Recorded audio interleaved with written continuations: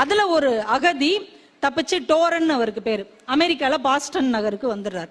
வந்து வேலை தேடி கஷ்டப்பட்டு எங்கெங்கேயோ அலையிறார்.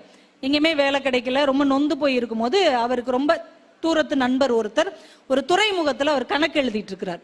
அவர் கூட வேலை பார்த்த ஒருத்தருடைய டேபிள் ஒன்று இருக்கும், ஒரு 4 கால் உள்ள ஒரு மேஜை, மர மேஜை. இது சும்மா கிடக்குப்பா, இதை வேணா நீ வச்சுக்கோ, எனக்கு உனக்கு உதவி செய்யறதுக்கு என்கிட்ட ஒன்றும் இல்லை, இந்த மேஜையை வேணா நீ தூக்கிட்டு போகணும். அந்த மர மேஜையை இவர்கிட்ட கொடுத்துறார், மரத்தால செய்யப்பட்ட அந்த பெரிய மேஜை.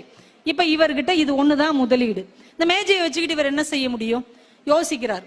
எடுத்துட்டு போய் ஒரு தொழிற்சாலைக்கு வாசல்ல வச்சு காலையில அதுல பேப்பர் வச்சு விற்கிறார், பேப்பர் வாங்கி அடுக்கி விற்கிறார். சாயந்தரமா ஒரு பூங்காவுக்கு எடுத்துட்டு போய் அதுல ரோஜாக்கள் அடுக்கி வச்சு விற்கிறார். சர்ச்சுக்கு பக்கத்துல அந்த டேபிள் எடுத்துட்டு போய் மெழுகுவர்த்தி வாங்கி விற்கிறார்.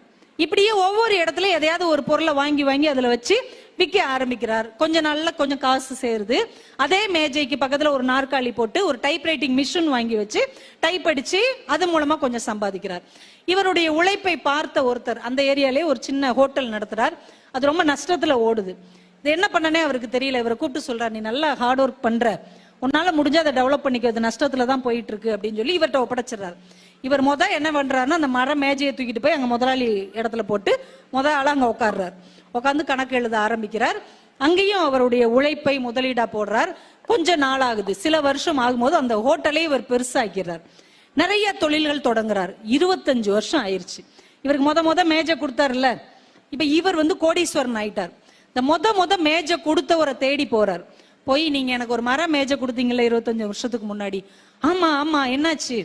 நான் நல்ல பெரிய லெவலுக்கு வந்துட்டேன், அந்த மேஜைக்கு நான் இன்னைக்கு நான் விலை கொடுத்துட்றேன். அப்படியா, அந்த மேஜைக்கு என்ன விலை கொடுப்பீங்க? $1,00,000 கொடுக்குறாரு. ஏன் ஒரு சாதாரண மர மேஜைக்கு $1,00,000? உடனே அவர் சொன்னார், இல்லைங்க, அது வெறும் மர மேஜை இல்லை, நம்பிக்கையின் 4 கால்கள். நான் வாழ வழியே இல்லாம 2 கால்களோடு அலைந்த போது என் கூடவே இருந்த நம்பிக்கையின் 4 கால்கள் தான் அந்த மர மேஜை. அதை நம்பிதான் நான் இந்த அளவுக்கு உயர்ந்திருக்கிறேன். வாழ்க்கையில எவ்வளவு வேணா நம்ம கீழே போகலாங்க, எவ்வளவு வேணா அடிபடலாம், ஆனால் எதையாவது ஒரு நம்பிக்கையை பற்றி கொண்டு மேலே வர முடியும் என்கின்ற தன்னம்பிக்கை நம்மிடம் இருந்தால் ஒரு நாற்காலி, ஒரு மேஜையின் 4 கால்கள் கூட நம்மை நடைபோட வைக்கும் என்பதை ரொம்ப ஆதாரத்தோடு நடந்த உண்மையை அவர் பதிவு செய்திருக்கிறார்.